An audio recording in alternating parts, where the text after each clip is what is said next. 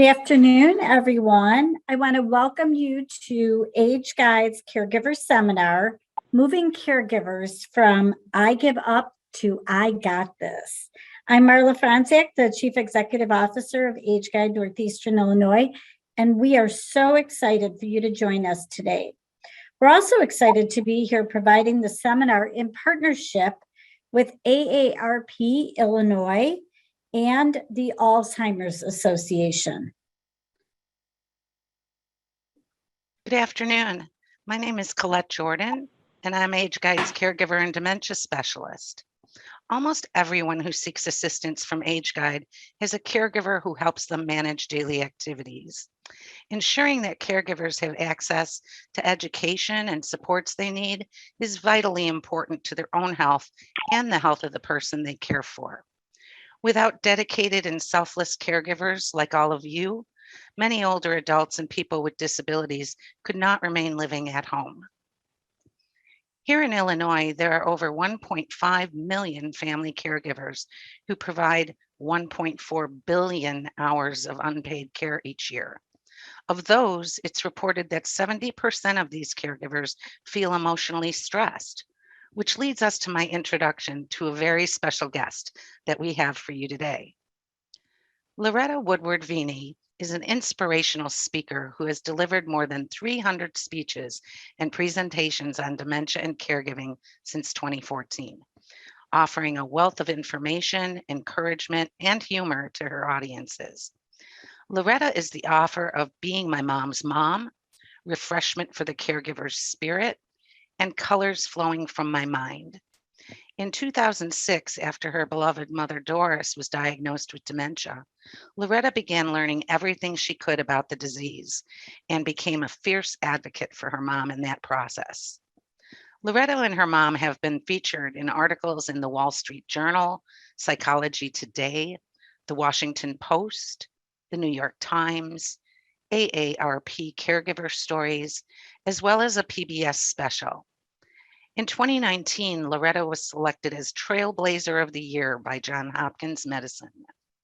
In November 2021, Loretta and her mom were featured in episode 6 of season 4 of Robin Roberts' Thriver series. It is my pleasure now to present today's guest speaker, Loretta Woodward Veeny. Thank you so much for that wonderful introduction. I really appreciate it. I want to thank AgeGuide, AARP, and the Alzheimer's Association for having me today for this amazing session. And I know we're going to have a great time because we're motivating caregivers from I give up to I got this. So let's get started. So we only have a few objectives for our presentation today. First and foremost, we're going to go back to the foundation of caregiving. How did you start out as a caregiver in the first place? And then we're going to look at how we can more effectively appreciate the time and the physical presence we are spending with the people that we're caring for. And third, we're going to look at how we can uncover the joy and get the I got this mindset. And that's so important as we're starting to go in and out of COVID, and who knows what will happen next. And then we end with I got this practices. Isn't that going to be really cool? So how many of you, after a really bad caregiving day, have thought to yourself, I give up, I can't do this? Well, trust me. Thank you for the hand raising. Yes. You are not alone. I think all of us have been there at least once, and some of us more than once a day. I probably am in that category. And so our goal for today, really, really simple, to move from I give up to I got this. And as you take a look at this graphic, I'm a visual girl. And so as you take a look at this infographic, you see a person with hands and arms and legs going everywhere. And look at the different categories that caregivers have to deal with. A lot of them, millions of caregivers, are still working full-time. They are doing all kinds of things still in their home and community. They're researching all kinds of things, services they need, equipment they need.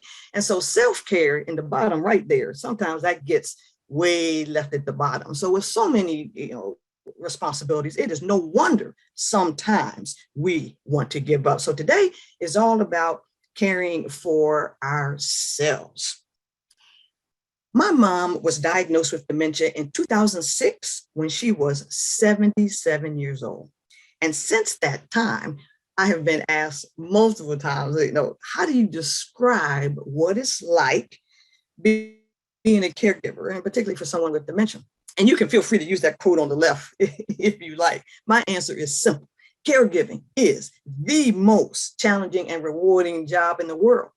It's like starring in that action movie you never auditioned for. And I'm sure all of us can relate to that. It is so hard to, do multiple things at a time. So I want to thank you and congratulate you for being a caregiver star. So we're going to give ourselves a little clap for that. So I promised you to take us back to the foundation of caregiving. And why is that important anyway? It's important because getting to that I got this mindset requires we kind of strip down to our foundation, just kind of tear ourselves apart for a minute and look at how we ended up being a caregiver in the first place. Some of us volunteered, some of us, we were the only ones available, and other of us, our family thought we were the best suited for it. And some of us chose this as a profession. For me, I sort of, was voted, I guess, by my family. My sister and I used to joke when I was a teenager that I would be the one that ended up with my mom when she got older, because I'm the one with all the joy and the patience. And so that's how I ended up. But I want you to take a look at that picture on the right. Anybody know what that is?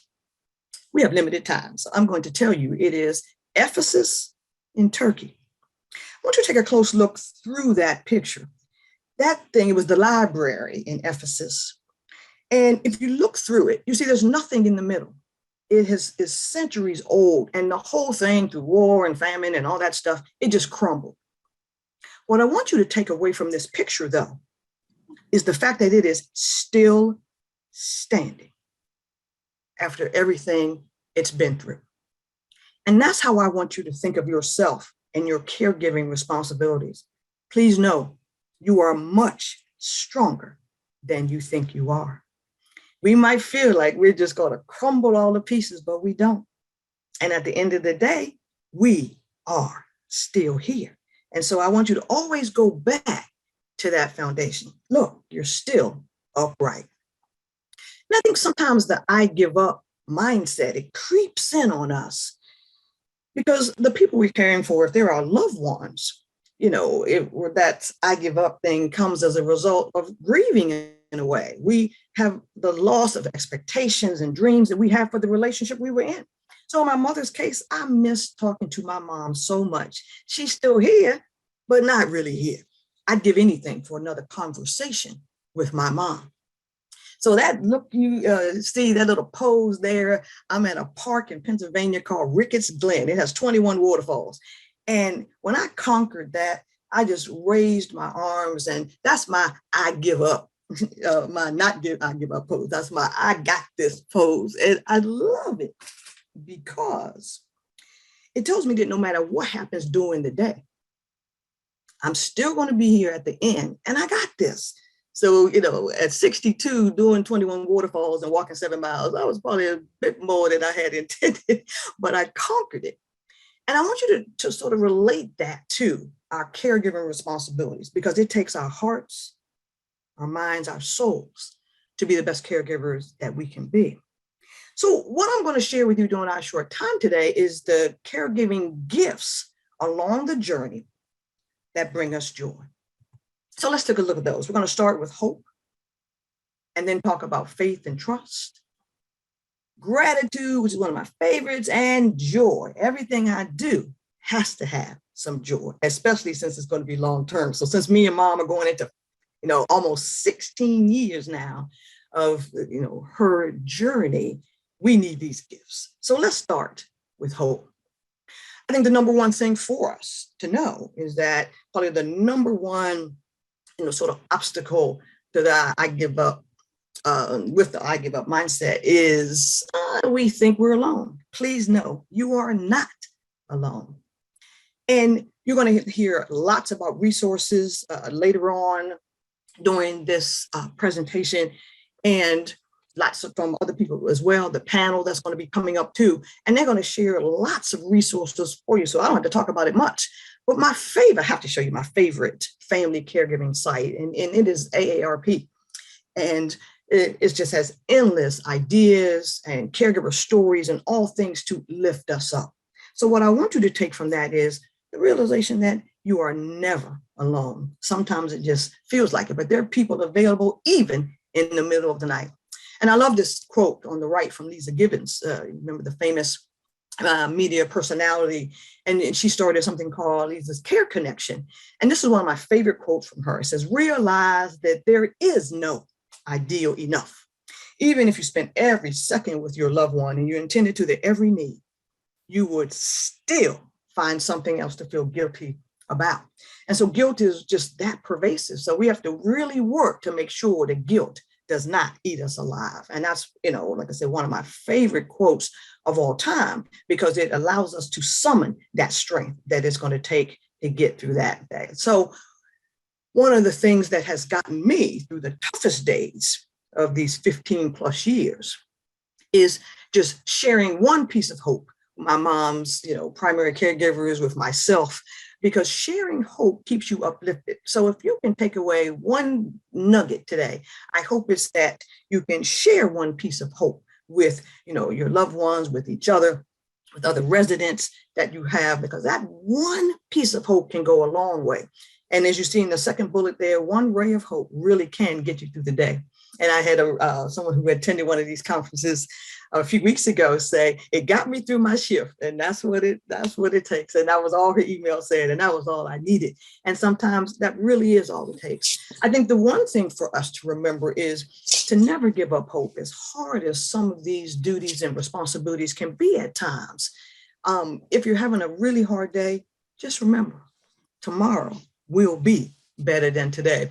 And I always put up my AARP title because I'm so proud of it. They call me the entertainment director, and it came about because I was always looking for something, engaging for my mom to do. So I'm happy with that title, because I'm just not one of those people who can sit around and watch that blank Alzheimer's stares. It drives me absolutely crazy. And I know my mom's still in there. So I'm going to work as hard as I can until she is no longer here to bring out that joy and that engagement. So hope really is uplifting.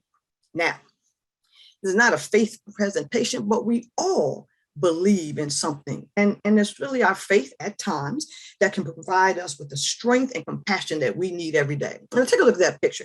If you're asking yourselves, are those Lego bricks?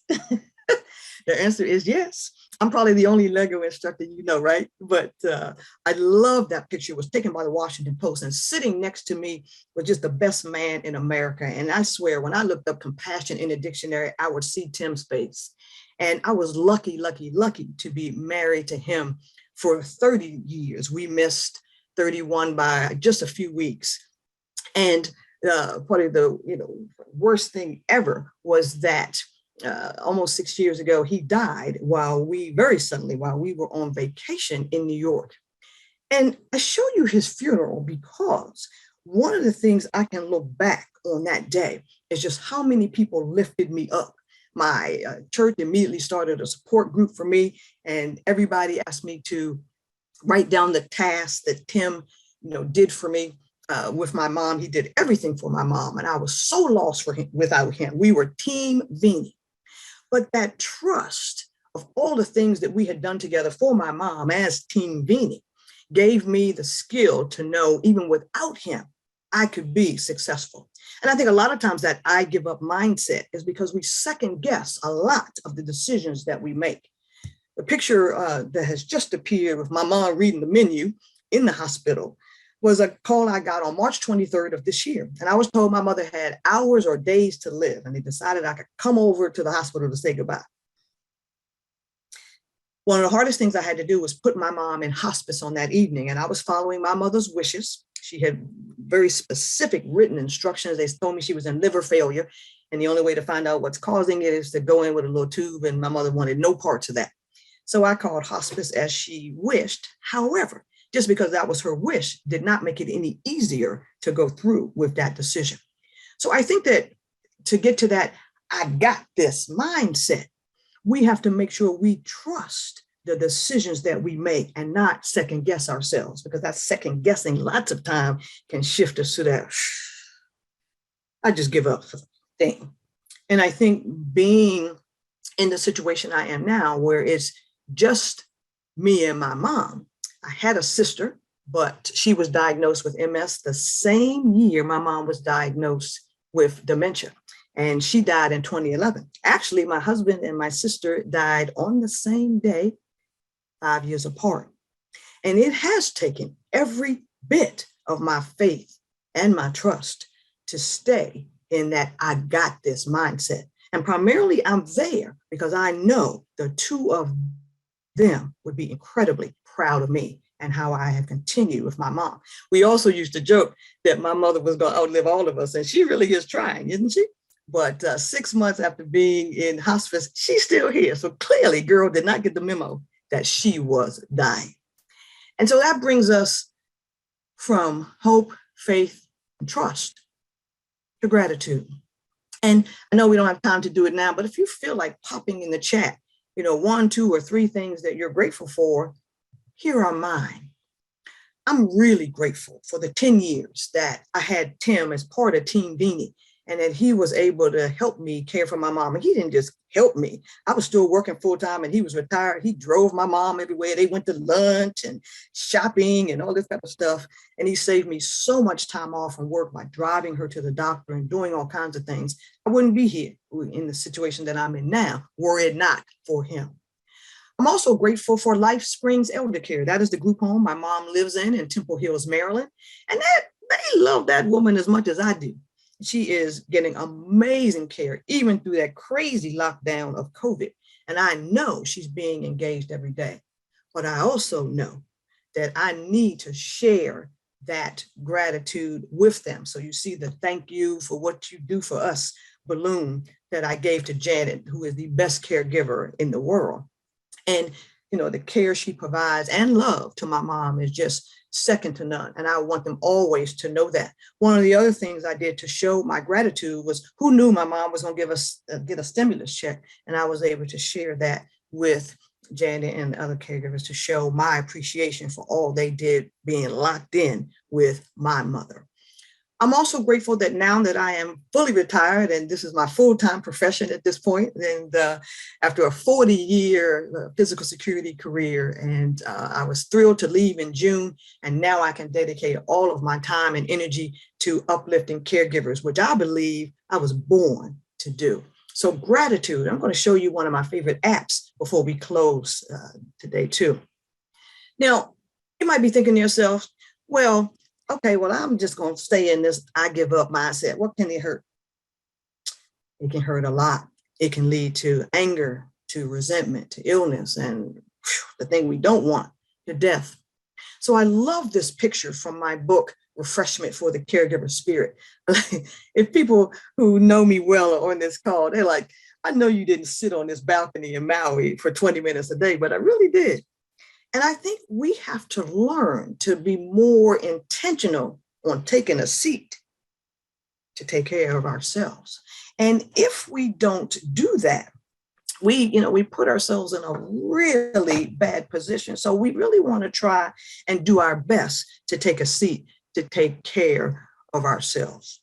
So that is part number 1. So I want us to, really remember how the foundation we have of caregiving really dictates how we can, end up in the I got this mindset. But let's now move to appreciating the time and physical presence and how that can help us. Here's mom and her favorite activity on the left of her high school yearbook from 1947. What's so funny about that book is for years, she hasn't known me since 2014, and for years, she could name every person in that yearbook and didn't know me from Adam. You're like, there you have it. And there she is, us doing our favorite activity of Lego. And so now I have learned to be fully present with mom whenever I'm around.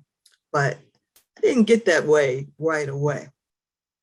I don't know if any of you in the audience have ever been to Prague, but Tim and I went to Prague in 2009, 3 years after mom's diagnosis. And what I took away, this is the town square. You look in their famous clock. If you ever Google Prague, this is one of the things that come up. The whole town comes to this big town square and the little clocks up there. And, everybody has a cell phone there, just like we have here, but nobody's on it. They are looking at each other, engaging. The kids are kicking a soccer ball, and the women are talking about what they're going to cook for dinner, and they're all dressed up like they, go to church or something. And the men, they're in their little group, playing cards or whatever. It's just amazing what went on in this square. Tim and I went there every day. I spoke in Prague, and, we spent about 7 extra days there. And what I learned from watching them in that square is that we shouldn't be texting and doing other, we're famous for the multitasking. I'm the queen of multitasking.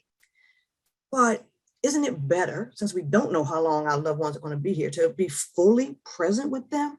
So that's what I learned in Prague.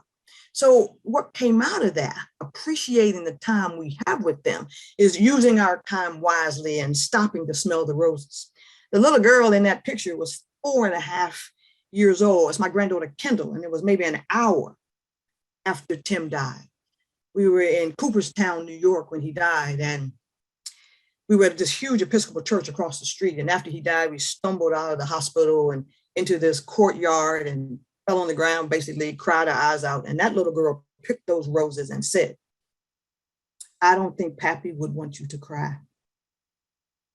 Okay. We got up off that ground. Don't tell them we picked the flowers. But anyway, we got up off that ground. I don't know where we went. We went somewhere. And, I think how I was able to come back from just the trauma of his death so quickly is because I had no regrets other than the fact that he isn't here. We went 3/4 of the way around the world. We laughed every single day. So if 30 years was all I was supposed to get, even, the help he provided with my mom, I'm happy with the 30 years that we had. What I also learned from my relationship with Tim that I have applied to my mom is don't put off till tomorrow what you can do today. I've already seen my mom today, and it got me all the energy I needed to do this presentation today, because even though she doesn't understand me, I always tell her what I'm doing on that day. So I told her today I was speaking for AgeGuide and AARP and the Alzheimer's Association, and that I was going to be teaching people how to say, "I got this." And I think she'd be really thrilled. And so I want us to always take advantage of every second. And just remember, we're never going to get this time back. Now, how many of you have negative people in your life? Okay, so I had to get rid of the negative people, because one of the things we have to remember, negative people don't really add anything to the conversation. Most of the people who criticize how we're caregiving, they're not helping us do a thing. This is one of my other favorite pictures from the book, and it's most people's favorite who have negative people in their lives. This was a hot air balloon we did in Dubai when I spoke in Dubai. I took a picture of the balloon in front of us, and the caption that came to me was, "Encourage the negative people in your life to fly away," because as I said, the negative people typically aren't helping us do a thing. They typically just criticize. And so if they're not helping us, I used to always say, send money. If you send money to help me pay for my mom's care, then you can talk. If not, I would just see you next time. And just remember, you're never going to get that time back. So I always make the most of every single minute, especially the minutes I have left with my mom. That is for sure. Now, particularly with dementia, and no disease is fun, whether it's cancer or whatever the disease is, as we watch our loved ones or the people, the residents or whoever we're caring for, it is hard. I don't care what day it is hard to watch them deteriorate sort of right before our eyes. So I had a strategy for that. And I hated it when people, my mom's friends that she did so much for, they stopped visiting not long after her diagnosis. And when I called and asked why, they would say, "Oh, we don't have anything to talk about. How about you just sit there? How about you do that?" The many hours my mother sat with you when, your boyfriend left you or whatever went on. And so how about we remember that? Because we don't always need words. Sometimes just sitting there is okay too. And so people ask me a lot what my strategy is for how do I deal with all the things my mother can no longer do. Well, I choose to not focus on that. I only focus on what she can still do. Now, the picture on the right, somebody had sent me this art kit called Dots, Dot a Dart. And it's so cool. And she can use it. Now, my mother still knows her name. And until probably 3 months ago, she could write her name. She's sitting in her hospital bed in her room. And so she was writing her name. Now, it took 25 minutes, but that's okay. She did it. D-O-R, you get the picture. She did do it, though. And I was so proud of her. I cheer, all the ugly stuff our parents used to put on the refrigerator that we did when we were in school. I put that thing up. I was so proud of that little thing. And we named her Wonder Woman. You see the Wonder Woman blanket on the left. Because like I said, they've been telling me my mom was going to die for the last few years. I'm going to stop calling the relatives. Because every time I say, oh, they said she had days to live. I bought the blanket for her for Mother's Day because they told me she wouldn't be here on Mother's Day. So, Amazon delivers overnight. So I ordered the day before Mother's Day, I ordered the Wonder Woman blanket and put it on her for Mother's Day. And like, yeah, take that. She's Wonder Woman. She's going to still be here. And so she is slowing down. But right now, she's still here. So I appreciate all of the physical presence with her. Now, being physically present does require that we do, have lots of energy. That picture that you're looking at, man, that thing really kills me. It is the Caregivers Association of the United States Virgin Islands, and they do caregiving respite like nobody I've ever met. They fly or boat in or however they get there to each of the islands in the Virgin Islands every year. This is the Caregiver Association. That's why they're the Caregiver Support Group. And they meet once a year, and they are wined and dined like they're on Ellen. They get prizes and all this kind of stuff. And I was supposed to be their keynote speaker 6 weeks after Tim died. So the organizer called and she said, do you want to skip it? And I was like, no, Tim would want me to be there. And I wrote a blog called The Caregivers Cared for Me. They cried with me. They did everything. And I still am in contact with lots of them in that group. But I think when we're facing challenging things, arguing about, when we're going to get our loved one in the shower, or they don't want to do that, it takes a lot of energy to do that. And so I encourage us to, do the hard things when you have the most energy. And of course, we want to take care of ourselves and rest. Sleep is not overrated. We need to get as much sleep as we can. But I want you from this slide, please write this down. I want you to celebrate every success you have. And you might be thinking, what? Celebrate every success, because every day you're not going to have a success. So if you had, a great day, or you got mom in the shower, or they ate all their food, or they didn't ask you to take them home when they're already home, I want you to celebrate that. So me and mom do that by having our own song, and our song is Celebrate. So this is our song. So if you just dance around for 45 seconds or so, celebrate good times, come on. Okay, so we have limited time, so I would play that song, but I want you to pick a song, any song. And whenever you are down and out, remember that song. And then when you have a success, play it. And that will uplift you in ways you would never have been able to think about. So I think that is such a cool thing. So that is our section number 2, appreciating time and being fully present. Now, what about this I got this mindset? There's so much joy in there, and I'm all about the joy. And I think sometimes we think joy costs a lot of money. Take a look at that picture on the left, also taken by the Washington Post. My mother's eating a 99-cent caramel sundae. The joy on her face for 99 cents is priceless. And my mother had never been to McDonald's, by the way, before Dementia. Now it became her favorite place. And so when we leave McDonald's, they would say, bye, see you next time. And she was like, have I been here before? Like only every other day, but okay. And then the picture on the right, that lockdown almost killed me. There we are looking through the glass, and I made a Lego replica of it, which got a lot of attention on social media, that's for sure. But we're going to look at how we uncover some of that, which I think is so important, for us. I think that's really key. So to focus on the joy in life, I have 3 tips for you. First, I want you to reminisce with photos that bring you joy and peace. I also want you, I'm going to share some of mine, so stand by. And I also want you to try something new. In the last year and a half, I've been to a sunflower farm. I'd never done that in my life. I did a kickboxing class. I mean, all kinds of things that, just gave me a new perspective, a new horizon. There's things that I would have never thought of doing. And so try something new that you can add to your repertoire. But more than anything, please write this down. Make a joy folder for yourself. If you're asking, what is that? I have one on my phone. I have a box. You see my Lego box. And in that is where I go when I'm having my worst day.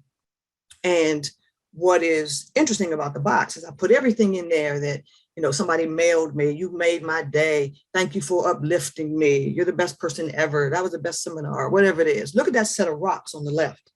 Somebody mailed those rocks to my house with a copy of the evaluation they wrote after a seminar. And it said simply, Loretta could motivate a rock. I cried and cried over these rocks, and they are still in my joy box. And I'm going to share with you something very honest. Thanksgiving Day, just a few days ago, was one of the worst days I've had in years.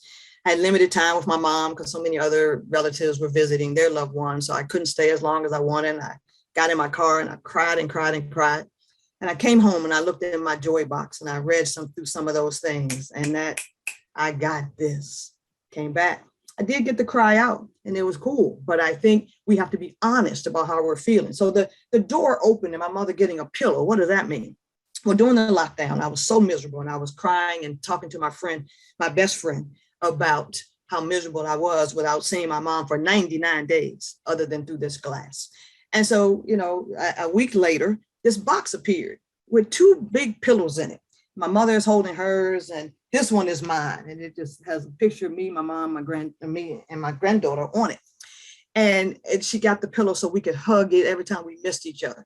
And so when Janet said she would let me see mom get it, so she opened the door, called mom over, handed her the pillow. My mother takes one look at the pillow. She says, "That's me." She don't even acknowledge that I'm on the pillow. I'm trying to get over that, but it was the best reaction ever. Now, if I had never mentioned that to my friend Chris, how miserable I was, I would never have gotten that pillow. So be honest about how you're feeling and keep that joy folder. So when you're, whether it's on your phone or wherever, you can always look back at that and lift yourself up. So here's some of the pictures in my joy folder on my phone. There's me and Tim, hiking on the glacier, Lordy. There's Tim on his 65th and last birthday. We are RVers, so we were RVing when he died, but we were RVing, we went to Utah for his 65th birthday. Now, Tim was almost 6'3", so all you need to know about that rock is a really big rock. I spoke in Dubai, as I said, then we went to Egypt. That was our Christmas card in 2015, us in front of the pyramids. The picture in the middle, that was our 23rd anniversary in down the Grand Canal in Venice. And my mother's favorite movie was the Sound of Music. So there we are, pretending like we, hikers in the Swiss Alps. Oh, who thought that was a good idea? That was the Sound of Music tour. Oh my God, quite the thing. And, everything that this represents a part of our 30 years of life. We had an extraordinary life. And I have a, list of the things that bring me joy from my mom too. But I also take my joy so seriously. I have a cup of joy every morning. I want to read this to you.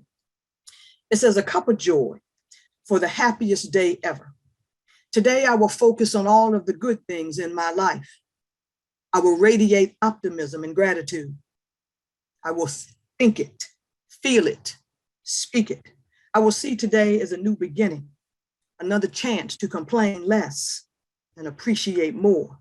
I will be so happy that when others look at me, they will be happy too." Is that the coolest cup ever? I take this thing everywhere, and it's real glass too. So, I carry it on the plane like, okay, don't break my glass. But it is just the coolest thing. So get that joy folder, because if you don't take away anything else for this, it really does lift you up. Just having, cards your family members sent you, or somebody at the, memory care facility where you work wrote you a nice letter. Keep those things, because when you are at your lowest, they lift you up. Now, we definitely close with the I got this practices, and we'll have plenty of time for questions and comments and all of that. So for me, and all of these I got this practices, these are suggestions. I want you to fill out a list of your own and create your own I got this practices with your family. There's that hike. There's one of the 21 waterfalls that took 7.5 miles, but who was counting to get to? And look at the smile on my face. I'm all about the joy. And so the I got this practices for me includes being outside, catching my breath, which we still were allowed to do even during COVID. Woohoo! Picture in the middle, I don't know what I'm thinking. At 60 some, as I said, 62, that's my next door neighbor's oldest child. I watched that child grow up. Now she's a Zumba instructor. There I am, Zumbaing, if that's a word. But I feel so much better after I work out. And then there's that grandchild she's the only one I have. She will be 10 next week. And she and my mom have always been inseparable. So one of the things I would share with you, if you have not gotten your children and grandchildren involved with caring for your loved ones and at least spending time with them, please do so, because it's an amazing relationship. The reason why my granddaughter's on that pillow with me and my mom is because they have spent so much time together. And so she was heartbreaking. She's been able to see her maybe only once. She got her vaccine yesterday, so maybe she can go now. And so it's amazing to watch the two of them together. And you can believe that from the picture at the top left on playing is our number one joyful practice in our, this is what we've chosen to do with my mom. And so that was their first Easter egg hunt together when she was 2. And my mother and her ran through my yard and got all these Easter eggs, and they figured out candy was in it. So when my mother, was shaking it, she says, "What's in there?" And my granddaughter says, "Candy," and off they go. And so it was just wonderful. And they have been inseparable, as I said, since then. And it's my mom's best friend since kindergarten. In the middle picture there, me and my fighting Alzheimer's longest day shirt. And even when they said hospice, I'm not sitting at this bed waiting for my mother to die. We're doing the same activities since hospice that we were doing before. There we were on the right, throwing the little pink ball. That was my mom's favorite. And, that was our outdoor visit during COVID. And then the bottom 2 pictures are her in hospice. We still throwing the ball. She's just laying in the hospice bed. But hey, we still having fun. Look at the expression on her face. And so, as I said, AARP did give me the right name with the entertainment director, because so many people send me things to try out. What does your mama think about our activity? She loves it. Woo! So I'm going to do that until my mother isn't here anymore. And so that is what I would encourage you to do. Just spend some time playing. But I think one of the greatest lessons I've learned from my mom is when you find something that works, don't keep it to yourself. And so we have spent time, laughing and dancing with, lots of other people and, with each other. And here's me and Tim at our 25th anniversary of our renewal. That's a whole lot of joy in that picture. And then even though my mom can't dance by herself anymore, that's her 90th birthday, which was 10 days before the lockdown in 2020. And so we still had a lot of fun, dancing along. That video, it was taken by Janet, the caregiver. But the picture on the right is the one that really gets me. As you can see, we're taking a selfie. And, as I, get the picture going, just as I snap the thing, my mom's looking right at the camera and she says, "How did we get into that box?" Oh my God, that's one of my favorite things ever. It is just really amazing. So we still laugh and dance as much as we can. And, the playing part, as I said, I probably am the only Lego instructor that but I've been working with adult day centers and memory care facilities. We've been building art and joy and hope. And I've done that both in person before COVID. And these are all the Zoom events, the 2 Zoom events. And then the 2 live events is really cool. The October 6th at Sunrise in Silver Spring, Maryland, and the Sage Honor thing. Sage is a conference hosted by Honor. Honor is the company that bought Home Instead, the home company. They bought them back in August. So I did 65 people, did a session of Lego Serious Play with them. The picture on the left is from Building Hope with Johns Hopkins support groups. And they're one of my largest partners. And so I try to spread that playing and uplifting. And so they choose what they want to build, joy or hope or just memories. The Sunrise Senior Living, they were building their favorite memories, their favorite vacation, their favorite holiday. And it was amazing what came out of that. We had a woman who was 94, and her niece, her only living relative, was there with her husband helping her build. And they built the cruise they went on 15 years ago. And during that building, the woman says, "I remember the buffet and line dancing." And the niece just started crying 15 years ago. She didn't talk much at all, but she remembered that from building that. So we can build a lot of joy. I also want to encourage you to stay connected with your support system. Those amazing people on the left, that is my church support group. I told you they started a group, the several days after Tim died. And as I said, each one of them took a task that Tim used to do for my mom. And these are the most special people. And even though it's been almost 6 years, 5.5 years now, they still help me if I, ever need it. And they are just a fabulous people. The ironic thing about Tim's death, as I said, we were RVing. We had this huge RV. We were 9 hours from home. And a couple months before he died, we met this group called RVing Women. And he says to one of the women in the group, if anything ever happens to me, you make sure Loretta keeps going and traveling the world, excuse me, as we had intended. So I bought an RV named Joy. What else would I call her? And then these RVing women, that's me. I'm sitting in the very first row, second from the left, with all purple on, with my little mask on.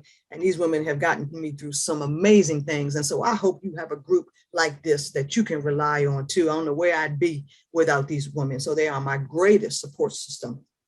And, we don't all have to be religious, but praying and meditating is a great way to uplift yourself, to get to that I got this mindset. And you can also journal what you feel as well. This is one of my favorite spots in the world. This is the top of Europe in the Alps. And Tim took that picture because you can see there was no fence there and I wasn't about to fall off the Alps, but whatever. I love the picture though. Love that picture.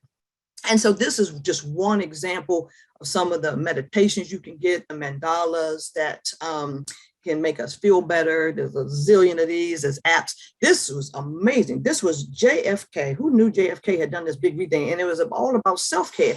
Look at this. I know you can't hear the sound, but look at this sort of montage of New York. That is the coolest thing ever. And it's all about lessening the stress in our lives. How cool is that?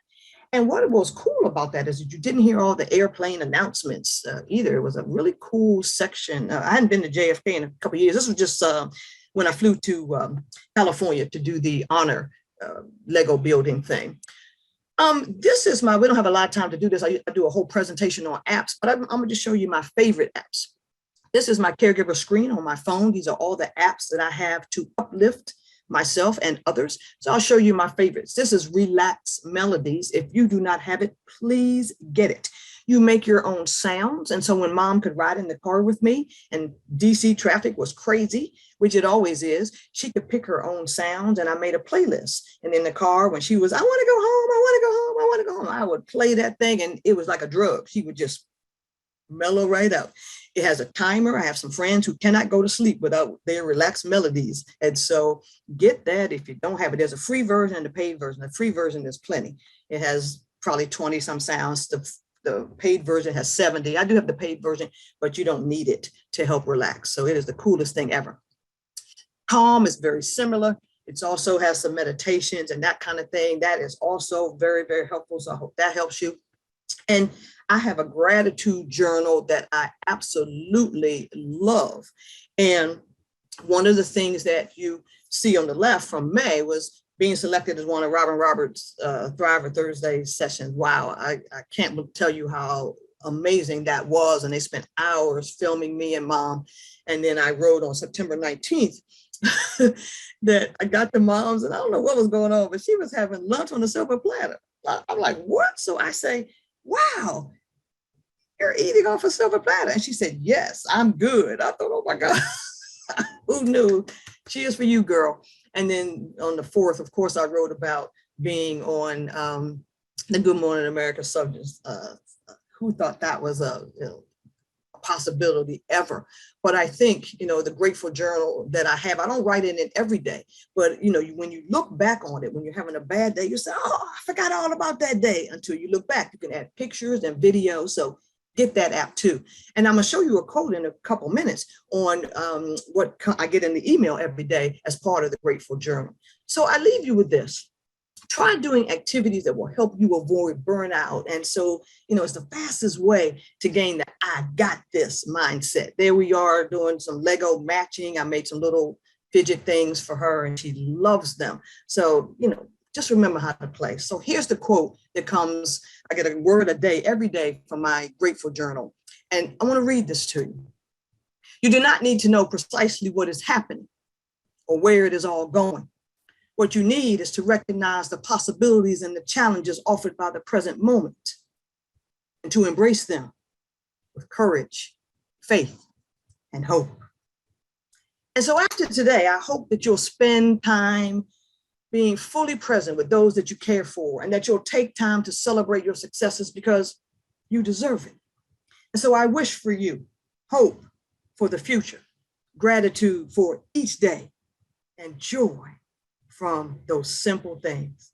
And remember, you got this. Thank you so much for being here as part of this day, the last day of Family Caregivers Month for 2021. And I just can't thank you enough for being with me. And we do have plenty of times for questions. I'm proud of myself for staying on course. So what do we have out there? But maybe I should put my glasses on.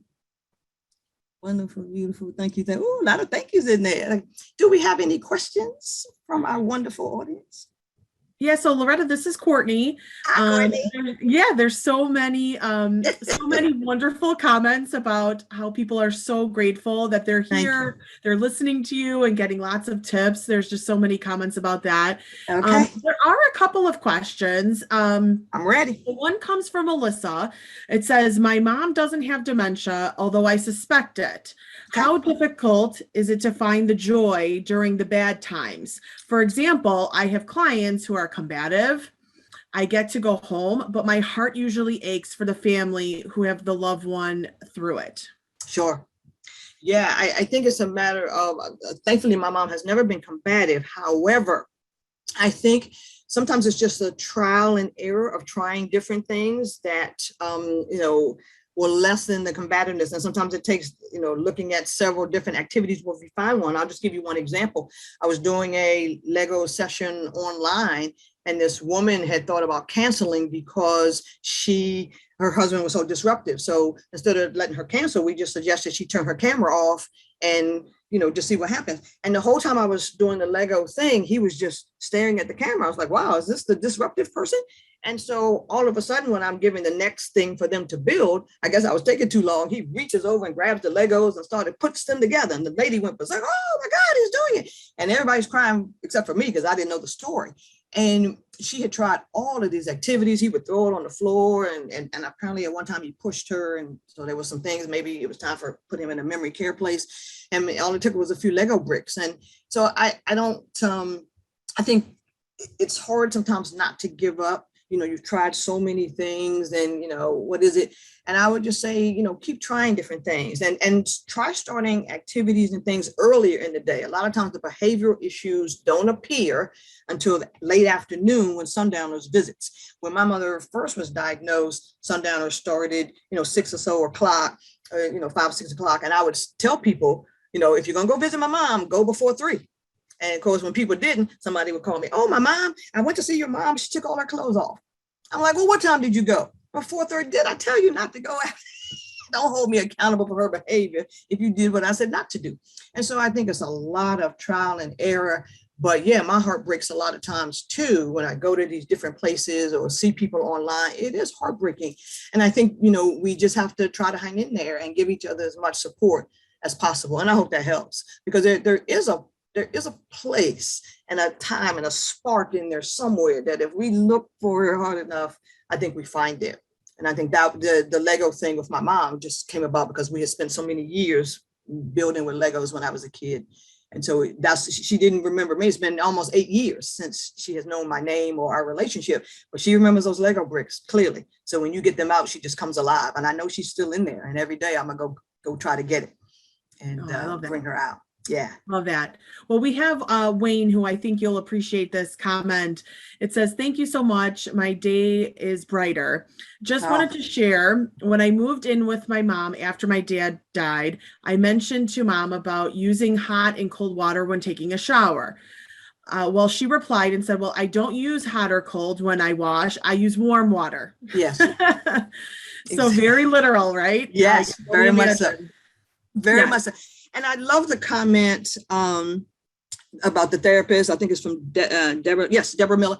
And I love that comment about arguing because, that doesn't get you anywhere. And patience, one of the reasons my sister said I would be the caregiver for my mom is because I have so much patience. And when the repetition thing happens, I just pretend it was the first thing that first time she said it. So our signature story from my book, Being My Mom's Mom, is about, the patients. My mom apparently asked me what the date was because she wanted to write a check in the grocery store, and everybody was so frustrated in that line. And then one lady stopped me. She said, "Oh my God, we all learned so much from you about patience. Do you know how many times your mother asked you the date?" And I was like, "No." She was like, 30 times. You didn't say, "Shut up, I just told you that." You just kept answering her. And my philosophy with that has always been, she's my mother. She asked me a question and I answer it. Now, am I praying, please God, stop saying that? Of course. But I never said shut up. I never changed my tone. And I appreciate that so many people learned some lessons from watching me and my mom together. It was always the number one comment we got: how in the world do you have that much patience? But I think you can build your level of patience by practicing, not arguing and not responding, counting to 100. Not 10 don't work, trust me. But, just keep finding strategies for yourself to remain patient, even in the face of lots of repetition. But it's not easy. I love that. I love that. So there also is another person with a comment that I think a lot of people feel.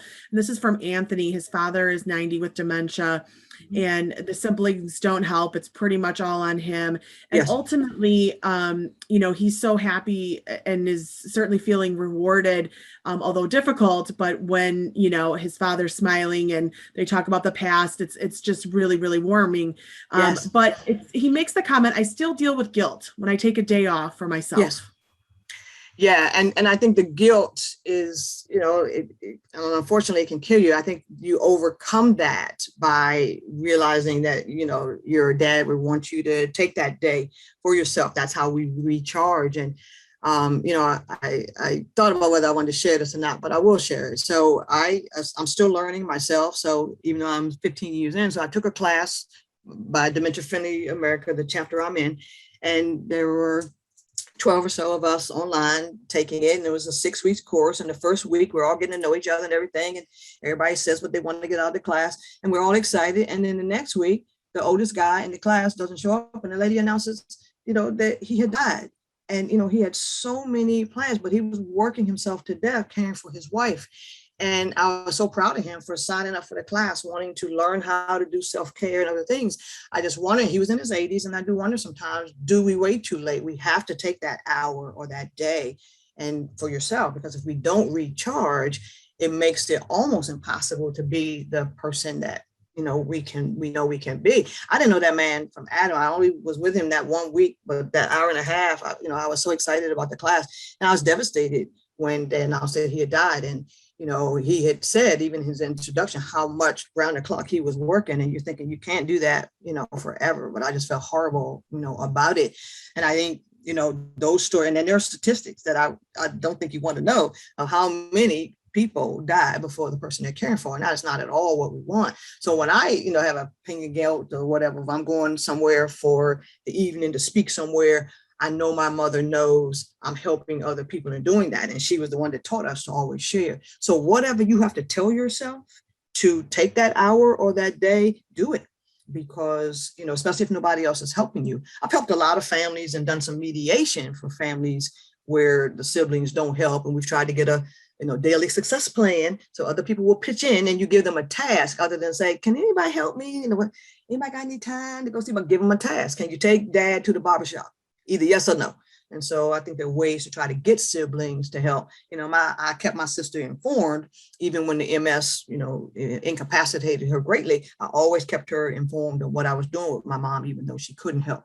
But I knew I would still be the primary person. So thank you so much for that. Yeah, absolutely. So Dottie has a question. Any tips on staying on top of all the paperwork and phone calls related to parents with dementia? It's so overwhelming. It is. So I would get a caregiver plan. If you Google it, there's a place called Springwell, and they have a caregiver notebook thing. There are a lot of apps too. If you get on your phone store, there's Caring Village. There's a couple of them that can help you organize paperwork and I guess medicines, different things. I have all the scans. I was looking at the scans and things I have on my mom. Almost everything I have for her is in a PDF, but I have a file folder with everything in it. But what these checklists do in these caregiver notebooks, they help you make sure you have all the right paperwork. When they call to say, run to the hospital with my mom's DNR, I don't flip through file. First of all, you're about to, be hysterical. So you don't want to be flipping through file drawers trying to find it. I just go to mom's file on here and the DNR is right there, the living will, everything's there. So once you look at some of these checklists, you can, then go down the list and see, what am I missing? What do I have? And like, we have to do a yearly waiver renewal for the program that my mom is in. So I make sure I have that 6 months of bank statement. I got it all ready. So when they say it's time to renew, then I push 2 buttons and all the paperwork comes out. So once you get a handle on it and once it's all in the same place, it makes it so much easier to manage. I'm going to throw my email in here as well. Email me if you don't find an app that will help, and I'll share with you a couple of things. So if I can spell, that is me. That's my email, and my website is lorettaveeny.com.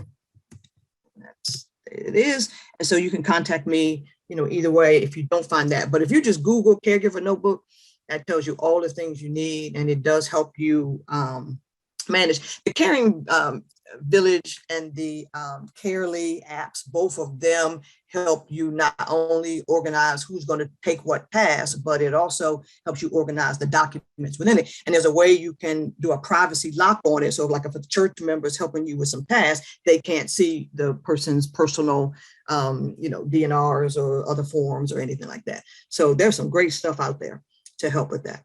Thank you for that question. Yeah, great tips. So we also have a question from Kathy. It says, my aunt is 105 with macular degeneration. Yes, right? Oh my goodness.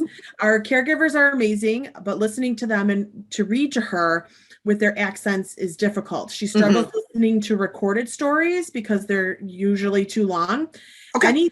Any thoughts on things we can do with her? I would go with Alexa reading something short. Now, one of the things we discovered accidentally with my mother was a wanderer all day long, round and round and round. She escaped a few times too, but that's another seminar entirely. And what we noticed is that another person bought Alexa to read to their mother. And what we noticed was the whole time Alexa was talking, my mother did not move. She was just mesmerized by that voice, which was shocking. And so I would find you can always, get them to read something short or some poetry or something like that. That where you can, and there are a lot of these things where you can pick the voice that is used. So yeah, I do understand that, because there's quite a few friends I have within Home Instead and some of the other at-home care things that one of their jobs is to read to a person. So I get how difficult that can be. There's on GrandPad as well, they have some services that will read to people if you don't want your loved one to be on the internet. That exists as well. It's a monthly fee for GrandPad, but it has a lot of things that are incredible, and that's one of them. So there are a lot of activities on there as well. Awesome, thank you. I do see someone indicated that they're not seeing your email and the information you entered, and I didn't see it either. So you might have just not pressed send, if you will. Oh Lord, let me see. Yeah, that's okay. We can make sure it's in there. Just wanted to let you know. Let's try it again. Hold on. Yep, no worries. Yeah. That's so funny. Loretta, I did. Yep. This is Katie. I did put it in there. So we've got you did? Okay. LW at lorettaveeny.com. Yeah. Okay. Thank you so much. Yeah, perfect. And then I think we have one last question. Okay. So it's indicated that his mother is 101. What is the best way to handle her wanting to do checkbook entries with no actual money being credited or debited? Tough trying to keep it balanced when they're wanting to do their own things and be independent, right? Sure. Yeah. And this is going to sound so terrible, but trust me, it works. I'd say get a fake everything. So get a checkbook, like an old checkbook or something, and just allow them to, with the calculator or however they want to do that. I did that for a long time. I was in control of the money. I was her power of attorney even before the dementia. I was always on her bank account. And so we always did that. And I tell you, the reason why I say doing sort of like the fake everything because they think they're in control and they're not a lot of times. And so bad things happen. One of our person in the support group gave a neighbor $10,000, and if they were in their right mind, they certainly wouldn't have done it, and the neighbor wouldn't give it back. And so, whatever we can do to protect their funds. And so if you have real jewelry out there and safe deposit boxes or something that they have access to, please put it in a different place or safer place and buy some fake thing, because they are likely to throw it away or give it away. And so, even when we think they're in control, do that. And my mother, we put in every purse we had paid purses. She was always accusing us of stealing her purse. So we bought all these purses, different colors, all things, put her a laminated copy of her non-driver's ID in her purse, and had all this fake money and everything in there. Cause she always said, I want to pay for everything myself. Okay, keep thinking that works.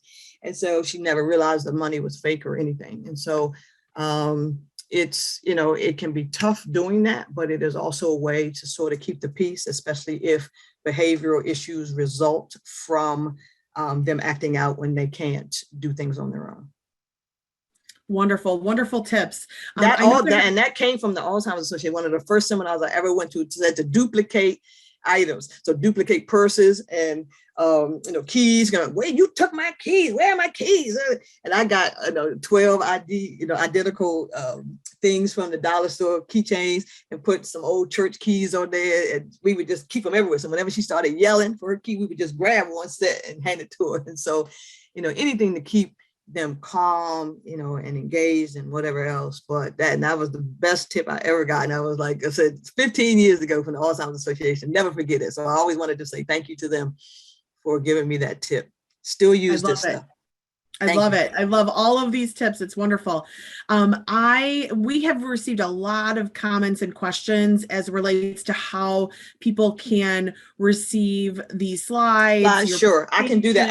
I will save it as a PDF and get it to you. Absolutely. I'm happy to do that.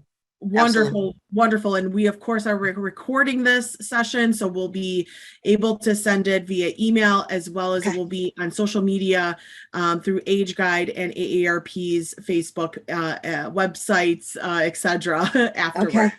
Perfect. Thank you so much. No, thank you. Thank you, everyone, for all those wonderful comments and questions. And I send it over to Marla.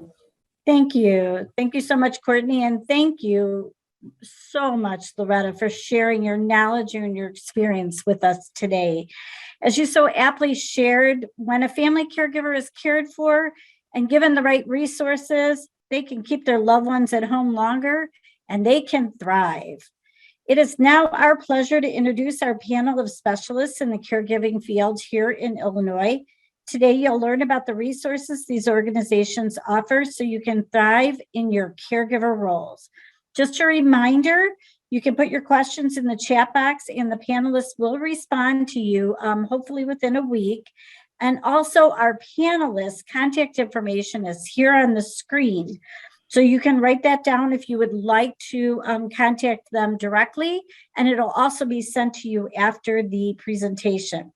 So here on our panel today from AgeGuide, we have Colette Jordan. She is our caregiver and dementia specialist. From AARP, we have Courtney Hederman, Associate State Director of Advocacy and Outreach. And from the Alzheimer's Association's Myra Legaiza, Manager of Outreach and Education. Ladies, we welcome you today to our panel and thank you for joining us. So we'll begin with AgeGuide's own Colette Jordan. Thank you so much, Marla and Loretta. Your talk, your presentation was incredible. And I'm still kind of tearing up thinking about the time that I cared for my mom who had dementia and passed away about 15 years ago. I wish I had more tools and resources that that are available today, or that I didn't know about then. So let me start with at AgeGuide.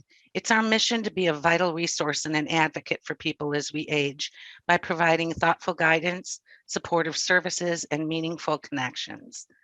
AgeGuide is one of 13 area agencies on aging in Illinois, created by Congress to implement the Older Americans Act. The area agencies on aging coordinate a wide variety of services for persons 60 and older and their caregivers. In our region, over 730,000 older adults are residing here. And our area includes DuPage, Grundy, Kane, Kankakee, Kendall, Lake, McHenry, and Will counties. So what do we do? AgeGuide advocates for increased services, benefits, and programs to help people age well in their communities.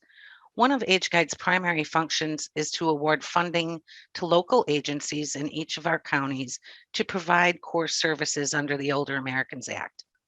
These services include nutrition, which is better known as Meals on Wheels, health and wellness, and other services such as transportation, elder rights, and caregiver services. My role at AgeGuide is to provide assistance in the development and the delivery of services under the Family Caregiver Support Program. This program provides valuable resources for those who are giving unpaid care to adults 60 and over and for relatives raising children.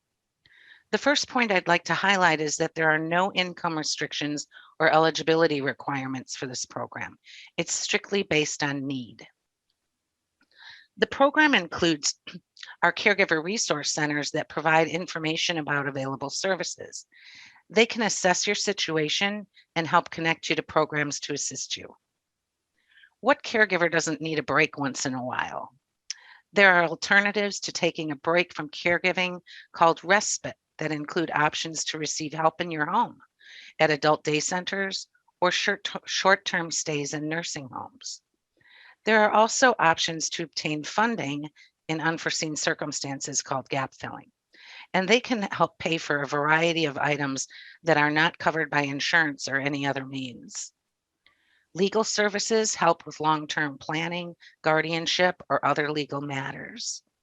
Our caregiver counseling centers can coach or counsel you through tough times, such as how to bring the family together. As Loretta had said, some of her family had left it on her plate. It can help you also to help the person you love accept needed services.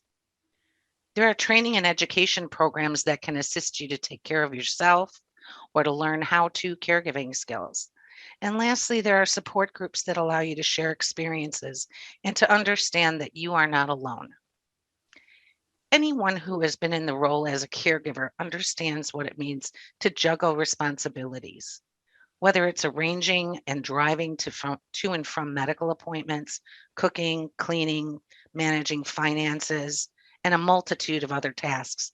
Caregivers' well-being often takes a back seat. To further address this issue, AgeGuide is offering a program called T-Care, which is short for Tailored Caregiver Assessment and Referral. T-Care is a care management program designed to and is proven to reduce caregiver stress and burnout. Over 100,000 caregivers have been served by the program in the United States, and 84% of those caregivers report lower levels of stress and depression after enrolling in the program. Our T-Care specialists are ready and eager to work with you. I'd like to pose a call to action for all the caregivers on this seminar today to take the T-Care Quick and Easy Caregiver Self-Assessment Questionnaire. There should be a link in the chat box now for our tailored care assessment. And I'd like you to click on that link and the questionnaire will open in a separate tab on your browser. Just as soon as our seminar ends, complete this brief self-assessment and click submit. Based on your score results, you'll be notified by email that a T-Care specialist will be reaching out to you to connect you with the help you need. Another caregiver program I'd like to tell you about is the Stress Busting Program for Family Caregivers. As Loretta said earlier, caregivers need to take a seat and care for themselves. While similar trainings focus mostly on how to give better care to the care receiver, the Stress Busting Program is different. This program teaches caregivers the importance and need to care for themselves. This is so valuable as the facts are clear. Caregivers need to understand this. If you don't take time for yourself, you won't be in a good place to care for others. I saw that in the chat box as well, as someone was hospitalized because of their stress or whatnot while caring for others. AgeGuide offers 3 programs, including one for caregivers of those with chronic health conditions, one for those caring for someone with dementia, and there's also a Spanish version for both programs. Currently, all of our programs are virtual, but there are in-person programs scheduled for early 2022. A little bit of information about the program. Caregivers are provided with a free handbook covering class material and also the DVD on relaxation strategies and a meditation CD. The program covers several topics, including stress and its effects on mind, body, and spirit, understanding and managing difficult and challenging situations, coping with stress and the use of coping strategies, and my favorite, positive thinking, taking care of yourself, and finally, choosing a path to wellness, which is an integration of the first 8 sessions and applying it so caregivers will be empowered to take care of themselves. We also focus on some of the relaxation strategies that Loretta talked about, like meditation, journaling, music therapy, and more. Many caregivers who've completed the program have reported to us that the program literally saved their life. I want to remind you that there's no cost or financial eligibility for any of these caregiver services or programs I discussed, or for any other Older Americans Act programs that we provide. So who provides these services for our agency? Our family caregiver resource centers and counseling centers are our community partners that AgeGuide designates to be the point of entry for caregivers and relatives raising children. Please feel free to reach out to AgeGuide. You have my contact information. We can get you a list of these resources for our region and for other caregiver program providers across the state. Thank you.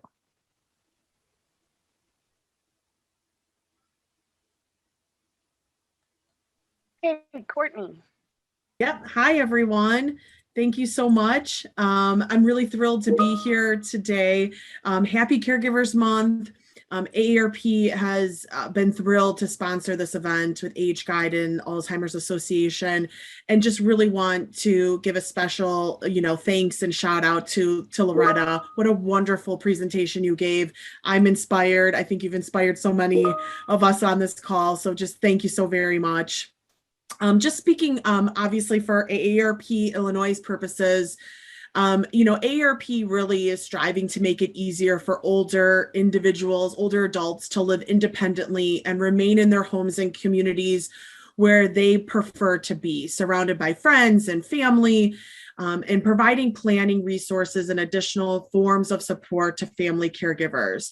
AARP hopes to create a country where people can continue to live in their homes and communities for as long as they choose. And so really how to achieve this and how we hope to achieve this is AARP kind of really does 2 things. One is that we're supporting the millions of family caregivers who provide unpaid care to their loved ones with resources and tools. And I'll be sure to put in the chat that resource that you can access. Obviously, special thanks to Loretta again, because you put that in your presentation, the front page of our website. But obviously, we have a tremendous amount of resources and tools, and we're so wanting to support those family caregivers. But then also kind of the second piece is really we're advocating on all levels of government to really hopefully provide better quality, affordable, and accessible services to help older adults live independently and the family caregivers who help them. So family, we certainly have talked about this to an extent, but just really want to highlight, family and friends are the backbones of America's care system, providing the bulk of care for people in the United States as they strive to live independently. So if you're not currently a family caregiver, at some point in your life, you will either be a caregiver or need a caregiver. That's usually how it works. And family caregiving is really harder and more complicated than ever as families have increasing demands, on their time, over time, just in managing everything. And we certainly heard many examples today. Now, many family caregivers don't think of themselves as caregivers. I would be very much like that. I certainly am of a family of 5. I have young children, and I have one daughter who has several chronic conditions, and I manage that. And then I also have my mother-in-law and my own mother, who are both in their late 70s, and they have some of their own challenges. So I'm very much in that position of that sandwich generation. I'm caring for some older parents as well as then some younger children. But I would have never considered myself a caregiver until I really started doing this work. So people really see themselves as sons, daughters, spouses, friends. They're just doing what families do for each other. And I think we're very, we all get kind of stuck in that in some way, shape, or form. But really today, family caregivers are asked to carry out healthcare tasks, particularly that would really make a first-year nursing student probably tremble. They're doing wound care and tube feedings and all sorts of very difficult things, and usually without a significant amount of training. They just jump in. Most caregivers I always call are doers. Caregivers are doers. They just jump in and do what they have to do. Now, AARP also pays attention to workforce or like in workplace policies that support employee caregivers. Almost actually 3 out of 4 workers are age 40 and older say they really would prefer work flexibility for caregiving that would help really improve and really help strike the work-life balance. So that's pretty amazing. 3 out of 4 folks are looking for that. And of course, employers can help employees who are family caregivers by providing flexible or teleworking arrangements, referrals to community resources, and of course, affordable backup care. We really do look at all of those types of things. Now, I would be remiss if I didn't mention the Build Back Better plan, which is currently being debated in Washington. Of course, AARP is interested in this bill because of Medicare enhancements, but also there's an opportunity for paid leave, particularly paid caregiving leave. And there is also a discussion on caregiving tax credits. Though this is huge. That is not been in, discussion and debate in Washington for, well, as long as I've been working on stuff. And that's been over 20 years in healthcare policy. We have more conversation about caregiving at that federal and even state level than we ever have before. And that's really encouraging. So I really want to encourage all of you to contact our U.S. senators, so that's Senator Durbin and Senator Duckworth, and raise your voice on the issues you, other caregivers, face daily. Lawmakers at the federal and state level particularly need to hear from you so they can be equipped with real life stories and experiences that help them remember to do the right thing and advocate for you and for your loved ones when they are in the halls of Washington or on the floor of in Washington or in Springfield. So please raise your voice when you can. Particularly now on this Build Back Better plan, because there's lots and lots of things that would come into fruition with this bill if in fact not only is paid leave included, but also particularly paid caregiver leave. That would be obviously tremendous. Obviously, again, that caregiving tax credits, another big one, not only at the federal, but also state level. So, there's lots of things under advocacy that people can get involved in. And I do encourage you again to raise your voice when you have time and when you can, because you can say it way better than I certainly could. And we want to raise all of your voices. Now, again, lastly, AARP has tools, information, and support available for family caregivers. The AARP Family Caregiving website, which again, that's what Loretta posted, but that website, and I'll put it in the chat, it's www.aarp.org/caregiving. And it provides an easy way to join an online community of other family caregivers locally, but also across the country. You learn about local services. Obviously, Colette just talked about a whole bunch in our area, but you'll get helpful information and connect again with others who understand caregiving challenges like you do. You can also always call our call center. That's the toll-free 24/7. That's 1-888-687-2277. Again, I'll put that in the chat.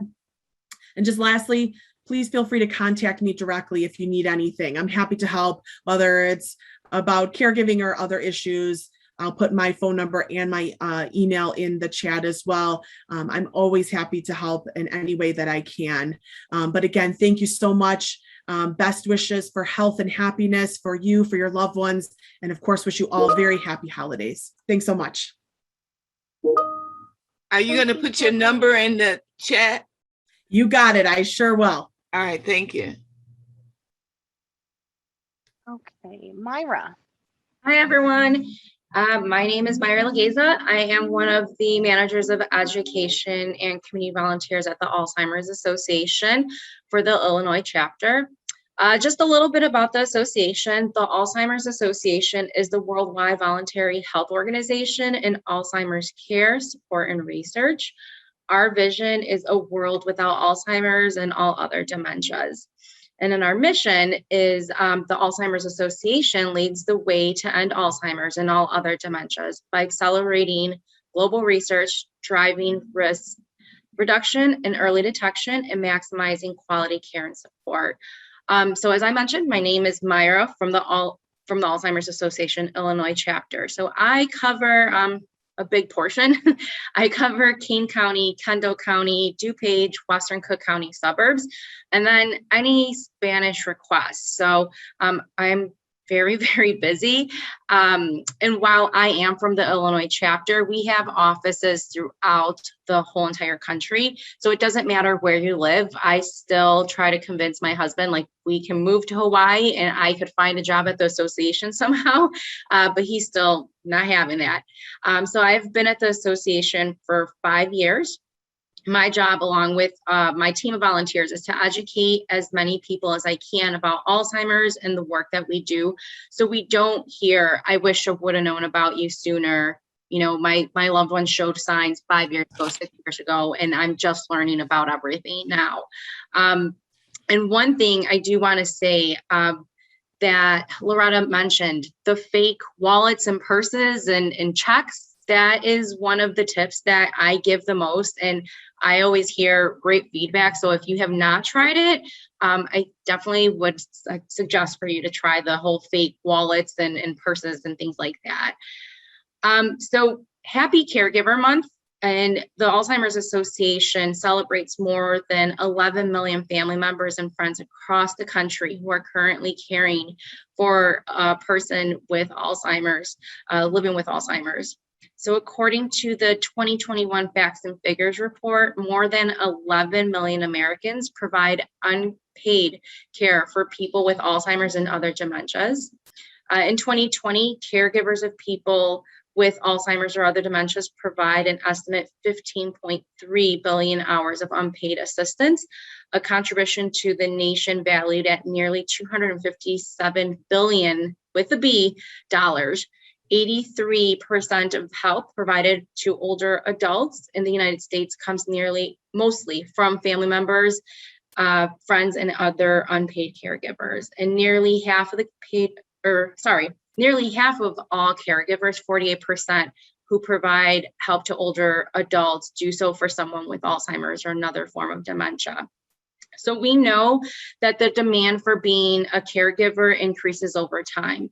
And as the disease progresses, it can be challenging, which is why we have various care and support resources for caregivers, such as, and I have to give it up to this first one here, the 24-hour helpline. So the 24-hour helpline is usually the go-to that I give when I'm out in the community. It's available around the clock, 365 days a year. Language isn't a barrier because they have bilingual staff, and they also have a translation services that translates to over 200 languages.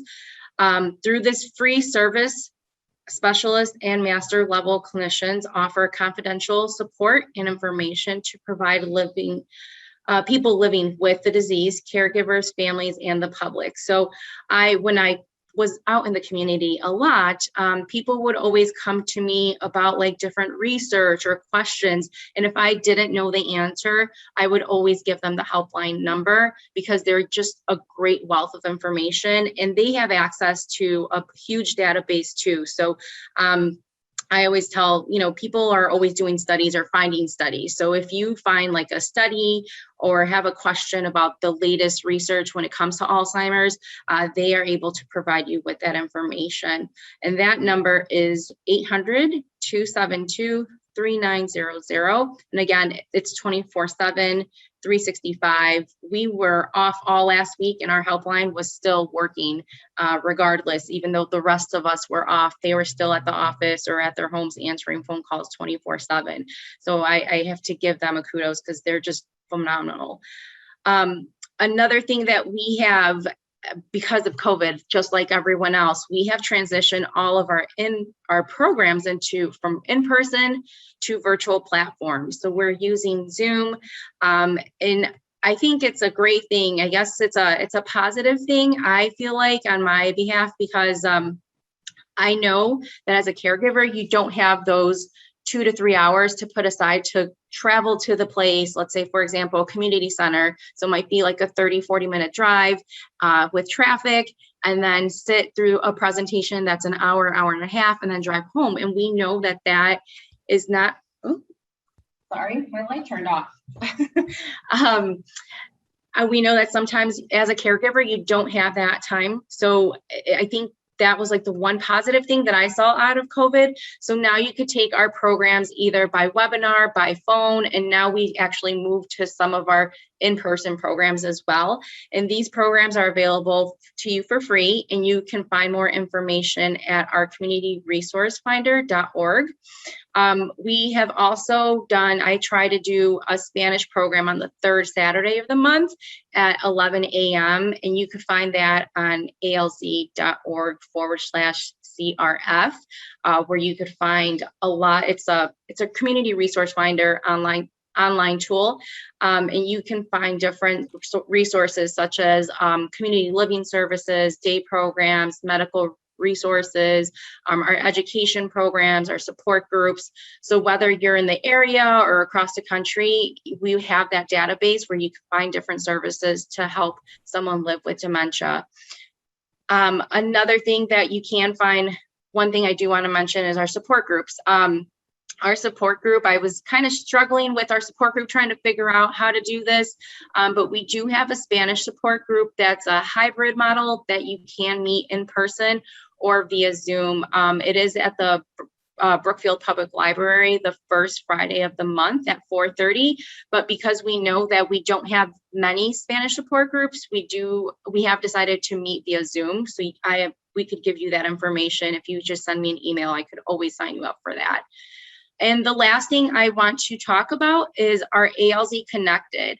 ALZ Connected is the association's very active online community for caregivers and people living with dementia. ALZ Connected has an online message board having over 50,000 members who share their thoughts, questions, ideas with each other 24 hours a day. And I get a lot of ideas from these caregivers. So usually it's kind of nice because you will post up a question. Let's say, for example, you have someone who's wandering in the middle of the night, and you post up your question. People will respond, and people have come up with creative ways on how to stop the wandering, things that people have never thought of that might work, might not work, but it's really nice to sit there and talk to other individuals who have gone through a similar situation. So you could browse the forum without creating a profile, or you could also do a profile. You could create a profile and post messages or questions, but you could look at it without creating a profile, but you just wouldn't be able to post any messages or questions. And another thing I want to talk about is the Alzheimer's Navigator. And the Alzheimer's Navigator helps guide caregivers to answers by creating a personalized action plan and linking you to information, support, and local resources. And you could find all of this on our website, which is alz.org. And there you could find all the information I talked about today. Thank you all. Thank you Thanks so so much, much. What was that phone number that's available 24/7? Yeah, it's our helpline. 800-272-3900. Well, thank you so much, Myra. Yeah, And thank you. also from Courtney, our local agencies. They've given us some great tools and resources to motivate us to thrive and not give up on our caregiving journey. I'd like to thank all our guests today, renowned author and speaker Loretta Veeny, Marla Franzak, CEO of AgeGuide, Courtney Hederman from AARP Illinois, and Myra Legeza from the Alzheimer's Association. We'd also like to thank you all for spending some time with us this afternoon. A reminder that as a special thank you for joining us, you will receive an autographed copy of Loretta's inspirational book, Refreshment for the Caregiver's Spirit, as well as a resource sheet of all the different tools and resources that we talked about here today. Be looking for that gift sometime after Christmas. Again, please note that any questions that were asked in the chat box that we were unable to get to today will be addressed to the appropriate panelist, and they'll get back to you within a week. Now, before we let you go, we have one more special guest appearance that I'm excited to share with you. I'd like to introduce to you Jonathan and Sandy Miller from the Sounds Good and the Good Memories Choir. Thank you so much, Colette. It's wonderful to be here. Sounds Good Choir, our mission is to be a fun, welcoming community where older adults enhance their well-being through the joy of music. We are the Midwest's largest choral music organization for older adults, and we offer several programs, including the Good Memories Choir in downtown Chicago for people with memory loss and their care partners singing together. Also, the Sounds Good Choir, which has 8 locations in the city and suburbs, including 2 locations in DuPage County. A dementia-friendly location in Evanston, where people with memory loss and care partners are welcomed into a large choir of older adults. And our latest response to the pandemic, a weekly online sing-along free of charge with music that you know and love, where our conductors lead an hour of glorious singing on a new musical theme every week. And you can see all of this on our website, soundsgoodchoir.org, and that will be in the resources that you get at the end of the webinar. All of our programs are led by professional musicians. I'm honored to lead the musical staff. We combine a high level of music making with a great sense of fun. All of our programs are open to older adults, regardless of experience or skill level. And as we like to say, we have no audition. What's that? No audition. And while we focus on adults age 55 and up, we also like to joke that we don't card. So if you love to sing, you are welcome here. We create an environment where care partners are fully participating in the fun alongside the person with dementia. We hear over and over that people's weeks are full of doctor visits and things with their care partner, where the care partner, rightfully so, is tending or ministering to the person with memory loss. We all need some fun in our lives, and it's rare to find something that you can do together that is a source of joy. So we aim to fill that void. What's more fun than singing? Singing together, of course. Now, we know, and an increasing body of research is telling us that what I've come to call the Tony Bennett effect is real. When people sing for about half an hour, people with memory loss, their brains kick into a different level of functioning because singing stimulates so many different portions of the brain all at once. We have seen this every week in our musical programs. We'd love for you to have some more singing in your life, too. We invite you to join us wherever and whenever it fits into your busy lives. Maybe you can sign up online for the free sing-along on Friday afternoons from 1 to 2 p.m. And if you want more singing in your life, then you can look into one of our choirs. You'll get more information on our programs by email after the webinar is over. And now we are very pleased to present a video recording of a gospel classic, The Storm is Passing Over, in which singers from across our choirs sing their hearts out. The performers include older adults from all of our Sounds Good Choir locations and singers from the Good Memories Choir, people with memory loss, their care partners, and singing volunteers. Enjoy.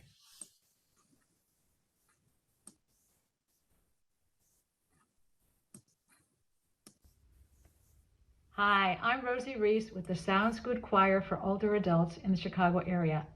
We sure do miss getting together to sing in person, but we're still here and we're going to sing for you now. Hi, I'm Anna. I'm one of the 177 singers who rose to the challenge to record this song at home. We hope that it warms your heart.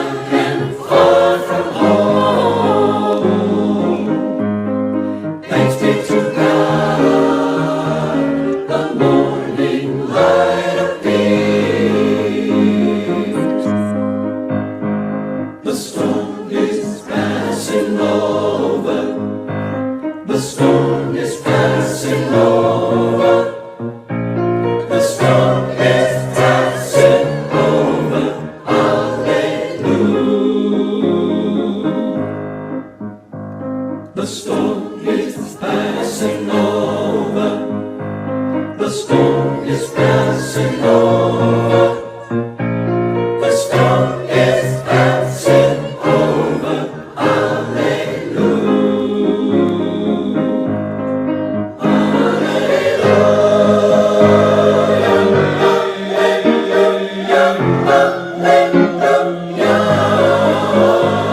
The storm is passing over. The storm is passing over. The storm is passing over.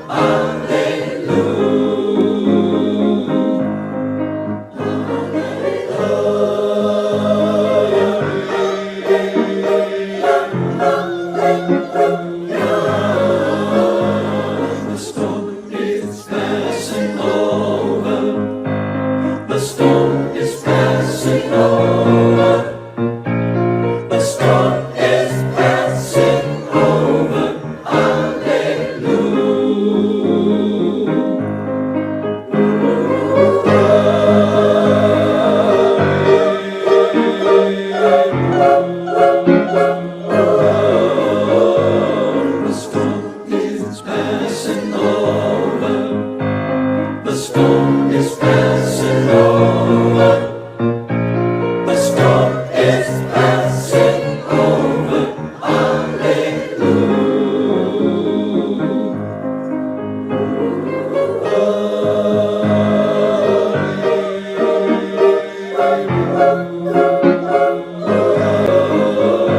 The storm is passing over.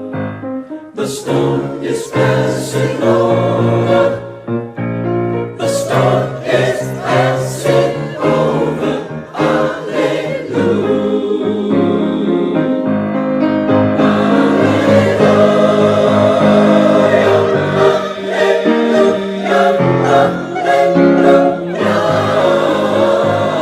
The storm is passing over. The storm is passing over. The storm is passing over.